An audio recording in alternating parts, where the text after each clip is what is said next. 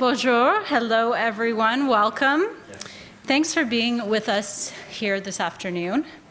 My name is Jody Nurse. I am a faculty lecturer here at MISC, and I will be standing in for interim director Jennifer Elric. Unfortunately, she is out sick today, so I have been tasked with introductions.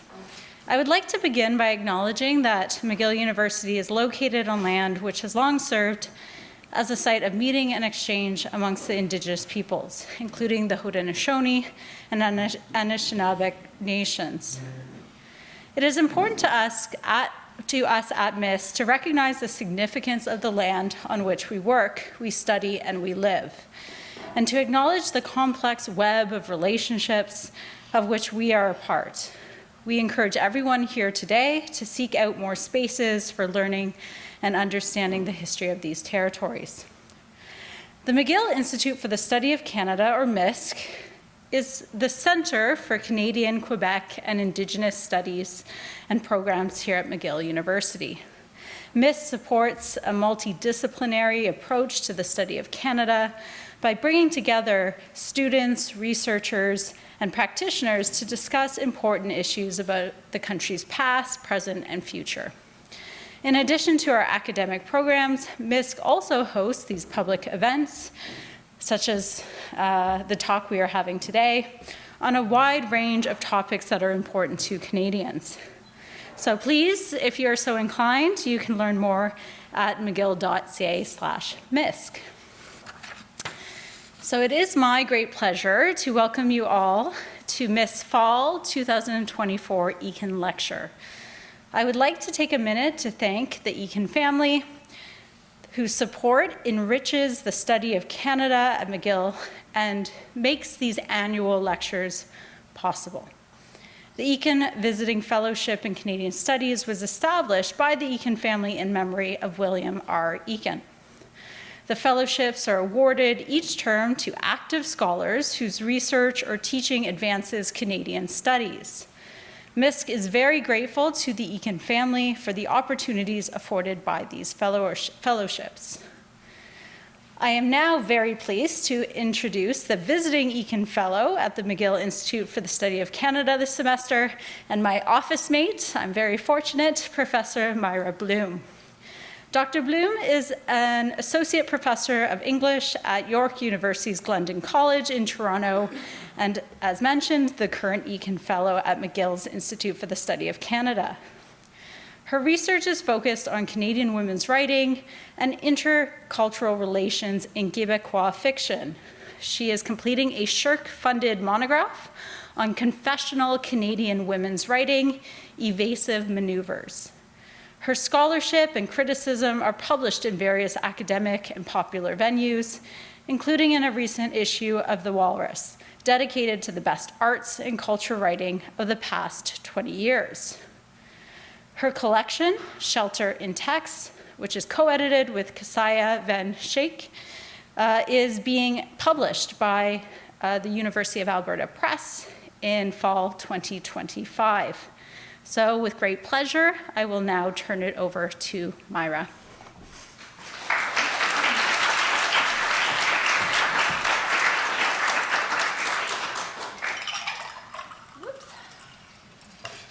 Hello. How's everyone doing? Thank you so much for coming to this talk on a miserable, rainy, gray day. I hope to enliven it with my pink slide deck. When I showed some of the original materials for this talk to my students, their only piece of feedback was more pink. So I heeded their advice, and the results are as you see before you. Before I start, I'd really like to thank the McGill Institute for the Study of Canada, MISC, for inviting me to speak today, as well as to the Eakin family, whose donation has made my time here possible. It's been a wonderful time in Montreal at McGill, so productive, so social, colleagues, friends, I see family, I see so many people here today, all of you forming the web that allows me to be here, and it's an incredible privilege, and I'm so grateful and so happy. So my talk today is, I want to thank Jody for stepping in last minute to moderate this. It's really kind of you, to my office mate. Okay, my talk today is called Canlit and the Culture of Confession, and it's divided into two parts. So in the first part of the talk, I'm going to answer the question, what is confession? And here I'm going to just explain what I mean by confession in the literary context, because of course I am a literary scholar. And then I'm going to transition into the more explicitly Canadian part of the talk and talk a little bit about how I think the Canadian literary landscape is becoming more confessional and some of the sort of dynamics in that regard. Can you hear me well? Sound is good? Fantastic. Okay, let's go. What is confession? So confession is everywhere in our culture. It drives banal social media posts, salacious reality television shows, and revolutionary social justice movements alike. It's also prominent in literature, which experienced a memoir boom in the 1990s and what's been called a virtually intergalactic proliferation of life narratives in the intervening years. Every day, we glory in the schadenfreude of watching the latest tearful contender bemoan their dismissal from the paradisical island. We rally behind the survivor, bravely sharing the tale of their harrowing trauma. We process in therapy our envy of our acquaintance's perfectly toned body as it traverses a host of picturesque landscapes. And we take inspiration from the account of the world leader's exemplary life. Confession is not only ubiquitous, but moreover is exalted as the privileged vehicle through which truth emerges. And truth is the starting point for a lot of contemporary experiences, ranging from the sublime, and in this category I would put things like personal healing and meaningful social change, to the mundane, namely existential voyeurism and mindless entertainment. However, it's arguably because confessional practices have proliferated wildly that they have become suspect. As any TV producer or Instagram user knows, the truth value of the tearful exit interview or the sunset selfie is minimal at best. The Bachelor's 28 seasons and counting, or Kylie Jenner's 7,121 Instagram posts at time of writing, seem compelled less by a documentary impulse than by the neoliberal logic of views, clicks, and ultimately advertising revenue. Moreover, the rise of generative AI is radically blurring the lines between reality and fiction, with the deepfakes already circulating and becoming ever more sophisticated. But even when the content of a given disclosure is true in the minimal sense of being factually verifiable, critics have expressed skepticism about the cost of exposing one's soft middle for general access. In the past kind of 10 years or so, critics like Gia Tolentino in The New Yorker, Laura Bennett in Slate, Emily Gould in the New York Times Magazine, and a host of other critics have decried the first-person industrial complex, this is Bennett's term, that milks writers, often female, racialized or otherwise marginalized, for their salacious stories, and then subsequently punishes them for their perceived overshares. So while these writers who kind of take these opportunities might hope to leverage their own stories to springboard their writing careers, the proverbial doors are then slammed in their faces by a public that, at best, pigeonholes them, and at worst, shames them for their navel-gazing. These critiques, I think, take their place in a long-standing suspicion of confession that was inaugurated by the French philosopher Michel Foucault in The History of Sexuality, and then later developed in the essays Truth and Power and Technologies of the Self. Foucault argues that confession is not a free expression of the subject's truth, but rather an outgrowth of regulatory power structures that confession works to enforce by evaluating the extent to which individuals have deviated from either explicit or internalized norms. This coercive function is most concretely embodied in the frightening figure cut by the medieval Inquisition, which exerted legal sanctions on the basis of religious confessions. And the fact that both law and religion privilege confessional speech to this day is actually because these institutions used to be one and the same and would remain tied in Europe and North America until the formal separation of church and state in the late 19th and early 20th centuries. So Foucault sees confession as a hallmark that inaugurates modern subjectivity, because he says that the internalization of social norms in this way was not a phenomenon that was present in the ancient world. And Foucault takes umbrage with the fact that a disciplinary model underpins so many domains of human experience, informing our very sense of self. So Foucault's critique is incontrovertible in thinking about confession, and his writing on the subject has directly or indirectly informed essentially all subsequent study of the topic. However, a limitation of Foucault's negative view is that it doesn't adequately account for the degree of progressive social transformation that personal disclosure has motivated. So post and decolonial scholars have written about the importance of situated narratives in redressing historical and ongoing violence. Here in Canada, we could think about something like the Truth and Reconciliation Commission that was predicated on the basis of the disclosure of what had happened. On a larger scale, since the early 2000s, online activism has propelled movements like the Arab Spring, Me Too, Black Lives Matter, Idle No More, and pro-Palestinian and pro-Israeli organizing, in which all of the invested parties have used the attestation of injustice to advocate for change. The raw and unfiltered social media posts, interviews, personal essays that have fueled these events paint a very different picture than the glossy, stylized photo gallery of the celebrity influencer.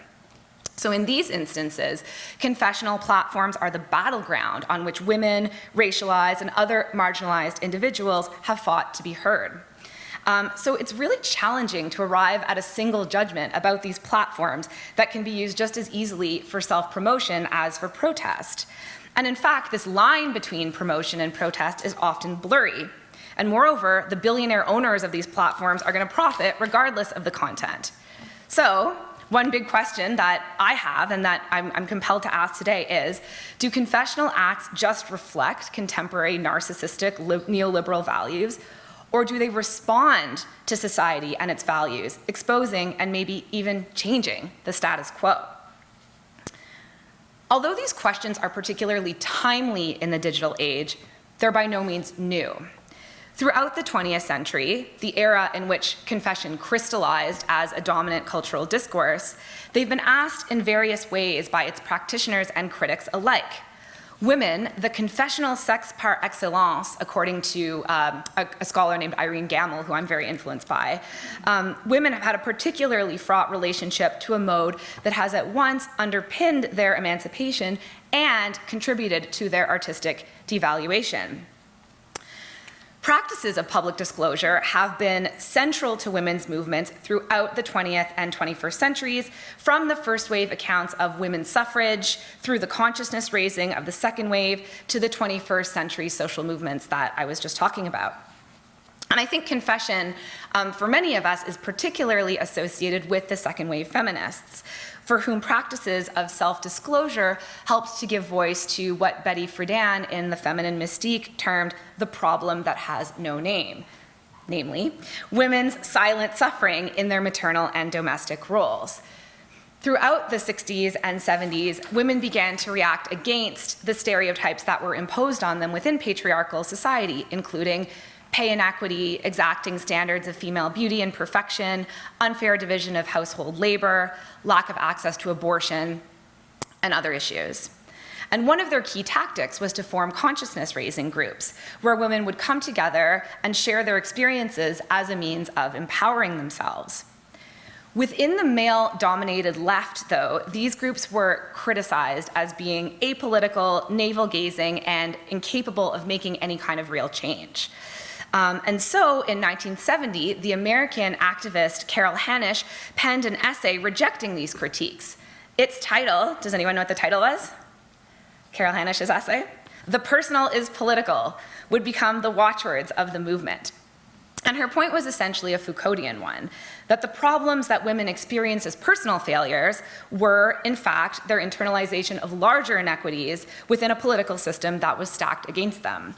Thus, sharing their stories represented an important act of political organizing that would ultimately catalyze social progress. So it's very significant that the slogan of second wave feminism originated in response to a perception that women's stories lacked universality or political significance. From that early point, it was already clear that women would be forced to justify the practices of self-narration through which they were attempting to secure their emancipation. The crux of the problematic is summarized in a statement made by the writer Erica Jong to Playboy magazine in 1975. She wrote, "The word confessional is a put-down," and she's mostly talking here about a put-down by male critics. "It implies that what these women are doing is just sort of spilling out whatever they have in their guts, and that there's no craft involved in the writing." Over 40 years later, we can see a similar dynamic at work when Indigenous academics Gina Starblanket and Heidi Kiwetinopenezik-Stark attest that their scholarship is, quote, discredited as autobiographical or too personal when grounded in lived experience. So accordingly, many women, and men too, actually, have tried to distance themselves from the confessional. Sylvia Plath, John Berryman, and Anne Sexton, so-called confessional poets, rejected the term or its implications. And the next generation of female writers has similarly registered their objection to any kind of language that overly emphasizes the personal dimension of their work at the expense of its universality. So two famous writers, Sheila Heti and Chris Kraus, have both rejected the label of autofiction, deriding its association with the memoir, a genre that they deem repugnant. Heti has said that she prefers the word novel, asserting, and I'm quoting her, "For me, a memoir is supposed to be understood as a representation of your life, whereas a novel is self-consciously symbolic. I want my book," and she's talking about her book, How Should a Person Be, which I'll mention again, and which we read in our class, looking at you, Lydia, and Mary, Madeline, I saw. We read that book this term. So she says, "I want How Should a Person Be to be read with an openness toward symbolic associations." These writers give voice to the problematic at the heart of my current research. That confession, a mode that has been central to progressive feminist projects for the past century, comes laden with an array of dangers. That women will be seen as narcissistic or unliterary, that they'll be disbelieved or re-traumatized, that they'll be professionally stereotyped or blocked from opportunities. And in the book that I'm writing, is called Evasive Maneuvers. I call this problem the confessional impasse, this idea that women are constantly encouraged to confess, but then punished when they do so. Personal disclosure has in fact become such a dominant lens through which we view art by women that even writers of fiction risk being misread as autobiographers, particularly if they write about sex. Here are a few examples. So the first, and I really love this example, it's from an interview a critic named Adam Robinson did with Sheila Heti in 2012 about How Should a Person Be, her autofictional book, in which Heti named the title character after herself. So the title of the character in that book, the protagonist, is named Sheila. So he says in this interview, "Can I refer to you interchangeably with the novel's Sheila character?" And she says, "Sure, I don't care. They're not the same thing, but I don't care." And he says, "Well, can you point to some of the ways they're different?" And she says, "That is like seeing a ventriloquist with a dummy on their hand with a hideous plastic face that's modeled after their face and asking the ventriloquist, 'In what way are you different from the dummy on your hand?'" Here's another example. Some of you might remember this. When Kristen Rupinian's New Yorker short story Cat Person went viral in 2017, and this is a story about an ambivalent sexual encounter, many people were convinced it was a personal essay, and they wrote about it as such. There was a lot of discourse about Kristen Rupinian's personal essay, but of course it was a work of fiction. Here's a third example. The Indian writer Meena Kandasamy was so dismayed by the pervasive misinterpretation of her autofictional novel, When I Hit You, and for that book she had drawn inspiration from her own very harrowing experience of domestic abuse. She was so annoyed that people couldn't understand that this was an autofiction, not a work of autobiography, that in her follow-up book, Exquisite Cadavers, she wrote a preface giving explicit instructions to her reader about how to interpret the text. And in that preface, she writes, By describing When I Hit You offhandedly and repeatedly as a memoir, some reviewers were sidestepping the entire artistic edifice on which the work stood and were instead solely defining me by my experience. Raped Indian woman, beaten up wife. I felt annoyed in the beginning and later angered that as a woman writer, I was not even given the autonomy of deciding the genre to which the book I had spent years writing belonged. So in order to prevent this category error from reoccurring, Candace Sammy decided to write Exquisite Cadavers, her follow-up, using a highly experimental form, and you can see what it looks like, with 2 columns per page. So in the main column, we have the fictional story of a couple, but then running alongside it in a smaller column, in the margin, we have every single source of inspiration or a kind of influence that the writer drew on when writing the book, so that nobody could make any mistake that this was in fact her story. So these experiences reveal how women are frequently trapped in what Irene Gamel calls confessional snares. And as I said, Gamel's framing is a very important starting point for my own thinking about confession. The snares and the impasses have only multiplied in the intervening years. As the examples I just gave show, women risk becoming ensnared both in the public pressures to reveal their intimate lives and in the misguided criticism that forces their work, regardless of genre or intent, into confessional frames. Gamel notes that women's writing is frequently animated by the need to creatively dodge and escape these traps. In my book, I call these tactics evasive maneuvers, and I study how Canadian writers like Tanya Tagaq, Nellie Arcan, Sheila Heti, and Sina Cara deploy these evasive maneuvers in their work. My main contention is that these writers use confessional disclosure in full awareness of its potentialities and pitfalls, and that the negotiation of these competing vectors, the possibilities and the dangers, actually drives their experimental literary approaches. For instance, the fact that many of them fuse fact and fiction in their work. However, in each of their cases, the fact that they are female or non-binary writers drawing from their lives means that the autobiographical dimension of their work is inevitably overemphasized, while its avant-garde qualities are inevitably downplayed or ignored altogether. And while this dialectic is certainly not confined to Canadian literature, it's my view that a nationally bounded study reveals the extent of these dynamics on the production and reception of women's writing in this country throughout the 20th and 21st centuries. So now I'd like to transition and say a little bit about confession in the context of Canadian literature.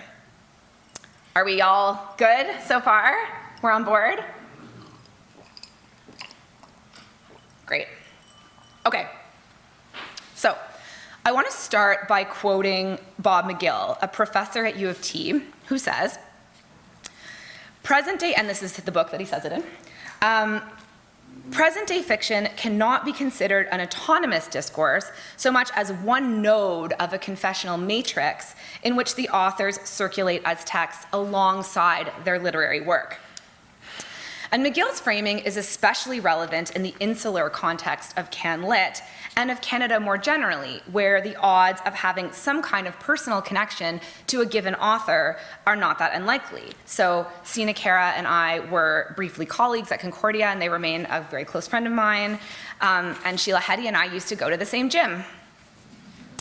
Given the proximity of writers in a country with a small population that is concentrated into a few urban centers, it's very conceivable that what McGill terms biographical desire would be heightened here. And he defines biographical desire as the desire to connect with authors through their texts, which are read in terms of their possible autobiographical content. This was certainly the case for the late, great Nellie Arcan, a former sex worker turned author and magazine columnist whose prominence in the Quebec media ecosystem made critics chronically incapable of treating her work as anything other than veiled autobiography. This tendency to overemphasize the personality of the writer at the expense of the art is, of course, one of the central dynamics that I'm driving at in my book and in my talk here today.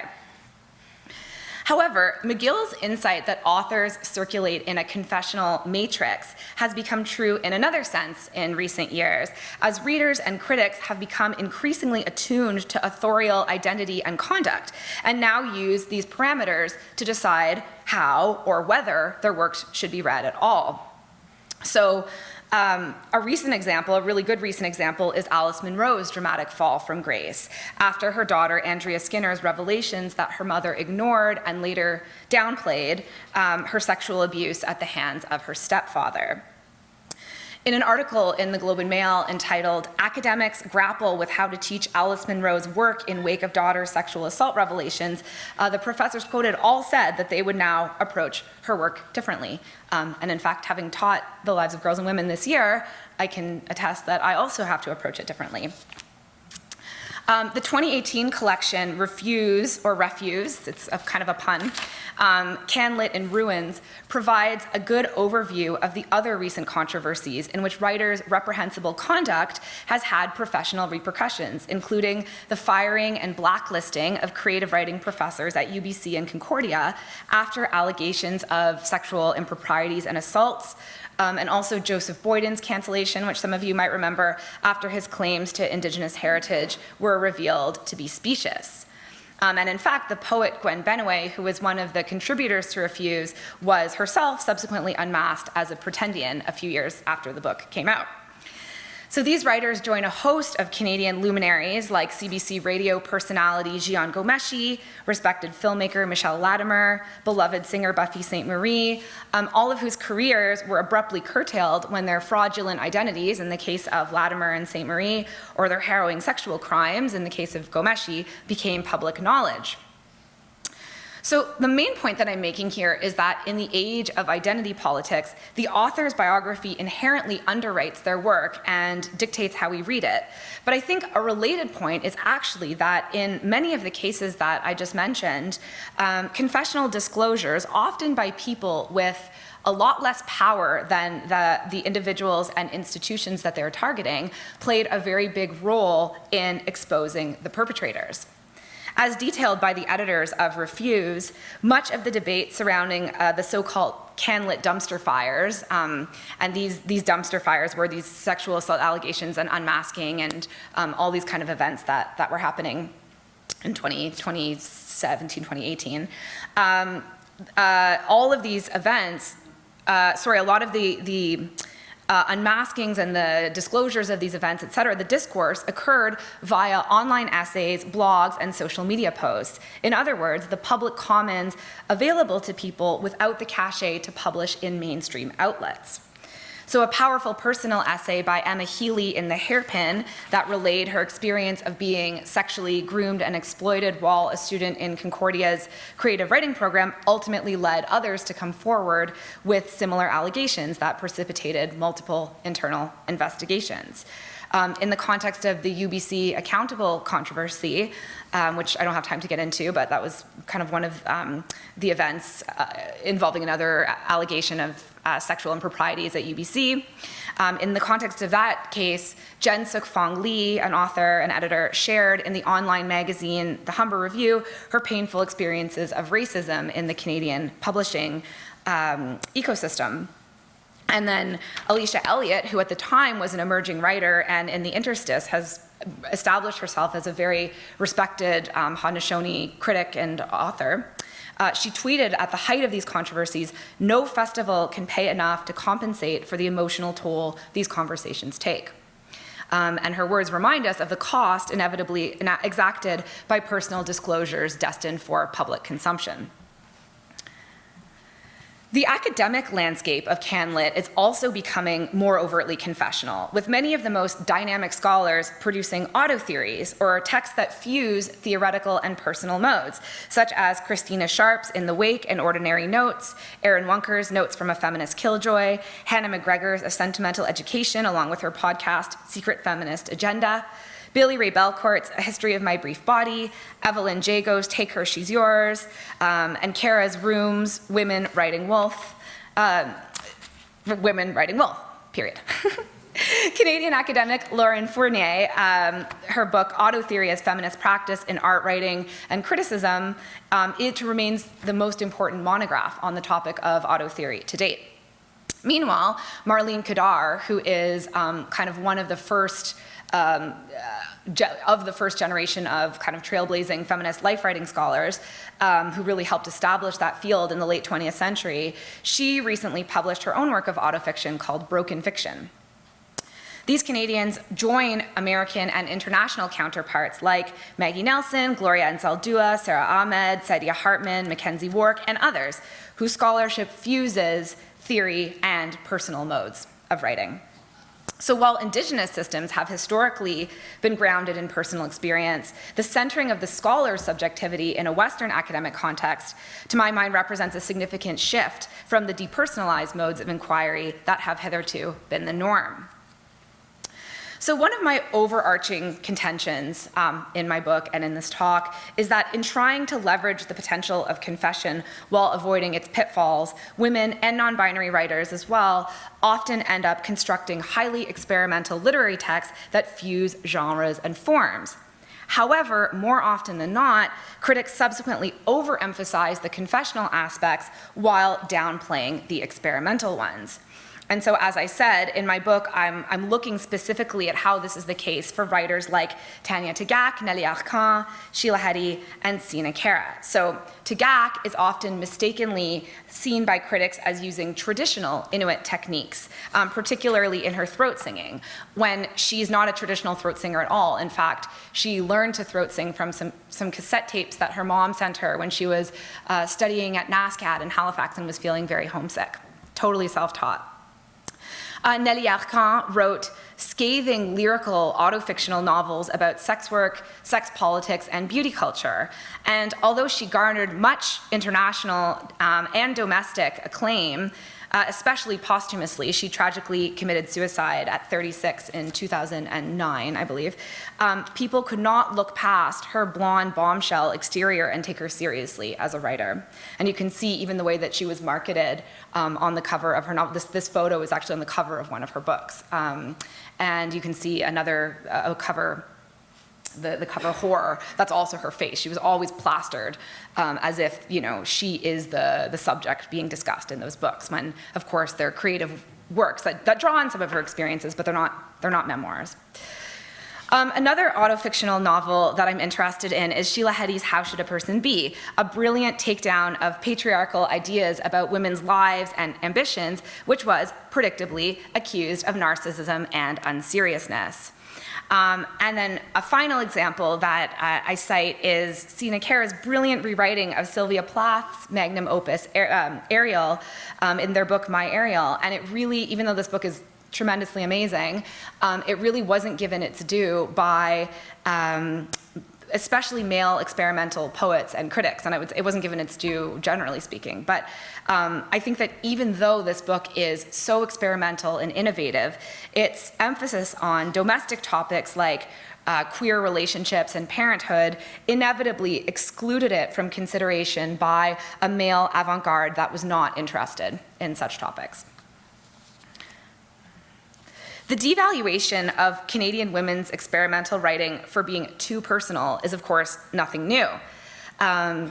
A scholar named Carol Gerson has convincingly argued that modernists of the mid-20th century, like Dorothy Livesey, Irene Baird, Louise Morey Bowman, and Constance Lindsay Skinner, were excluded from important literary surveys and anthologies by powerful male gatekeepers championing, and I'm quoting her, the still prevalent modernist critical embargo on feminine concerns and the subsequent demotion of social and domestic issues as sentimental and therefore not explicitly Canadian, end quote.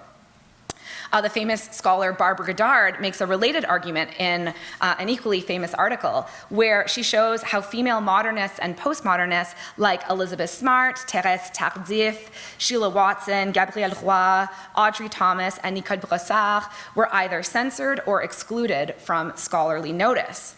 As a result, Goddard argues, scholars mischaracterize the modernist period in Canada as being dominated by social realism rather than the language experiments undertaken by these writers, and likewise fail to grapple with the postmodern experiments occurring in their wake. Finally, Eric Schmaltz has recently discussed the marginalization of intermedia poet Judith Copperthorne, showing how gatekeepers like the esteemed scholar Warren Tallman overemphasized the personal dimension of her work, and how Copperthorne herself incorporated the critique of the masculine avant-garde into her artistic practice. And I think there's maybe a parallel between Copperthorne of an earlier generation and what happened to Sina Cara, whose personal lyrical inclinations have likewise made her conceptual innovations less interesting to an avant-garde coterie that remains male-dominated. And that's kind of a point that I'd have to go into great detail to discuss, but there's sort of this divide in poetry between the really experimental conceptual poets and the more kind of affective lyrical poets. And there's also a kind of gendering of those two categories. And people say, oh, the moment you're not purely conceptual and you're doing lyrical things, you're not interesting to the avant-garde. Anyway, argument beyond the scope, happy to discuss in question period. Clearly, I think there is an additional onus on BIPOC writers, Black, Indigenous, and people of color, whose work is even more stringently policed and devalued. So in the article that I cited earlier, Jen Suk-Fong Lee discusses the double bind of being told at one point that editors were not interested in, and these are her words, taking on one more Asian woman writing about her dead grandfather. But then subsequently, she was chastised for writing a novel, and again, these are her words, that didn't build on her existing audience. So in other words, first she was writing too Asian, and then she wasn't writing Asian enough. Indigenous authors are similarly gatekept. As Garnett Ruffo and Katarina Vermette have noted, mainstream scholars did not even seriously consider writing by Indigenous writers until the late 20th century. And since then, they've been working to trace how white cultural interpreters, editors, and other authority figures have controlled and shaped this writing.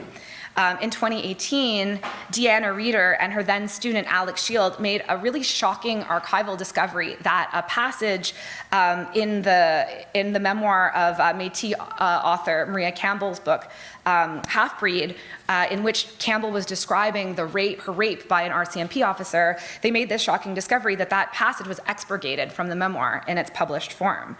And ironically, Campbell said that she wrote that book as a kind of therapy to purge myself. But fearing legal repercussions, her publisher, McClellan and Stewart, prevented her truth from being told.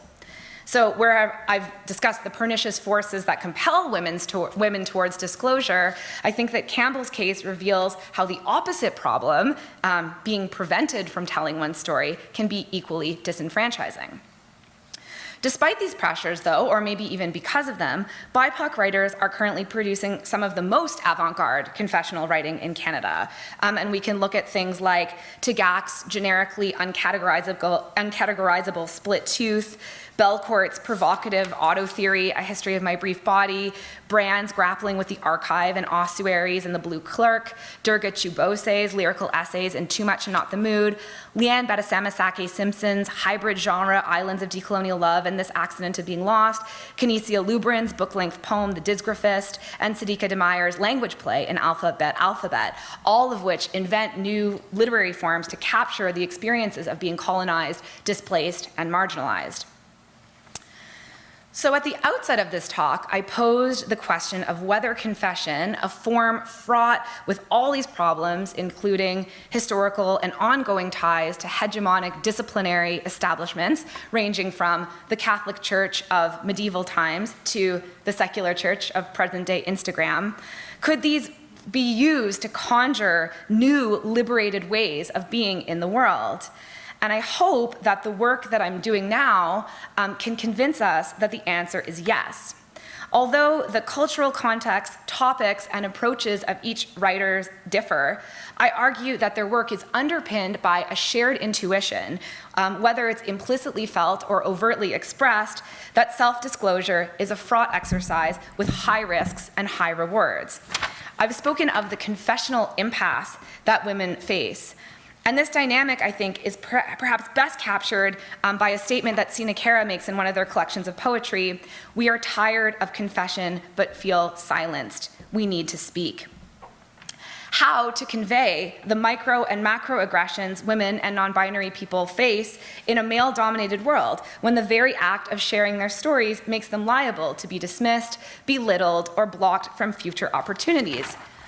how to start talking about the self without replicating the tired and oppressive frameworks that have pushed women to seek refuge on the page. These questions are driving some of the most exciting, innovative contemporary writing in Canada and abroad. And while it's possible to read the aesthetics of the autofictions, auto theories, and other hybrid genre works currently proliferating as products of a cultural landscape saturated with social media, artificial intelligence, and reality television, mis and disinformation, all these sites where fact and fiction inevitably collide, and I don't think that that's not true or possible to read them that way, I have kind of chosen a slightly different emphasis. I've instead chosen to frame these works as performing what I call evasive maneuvers, through which writers harness the rhetorical and political power of confession while steeling themselves against its dangers. Given the amount of international attention that autofiction, auto theory, and other innovative forms of life writing are currently receiving, I hope that my work can highlight the caliber of the literary innovation in this country, that it can connect contemporary Canadian writers to the transnational conversations that are already underway, and that it can usher in a new wave of thinking about women's life writing in Canada. Thanks.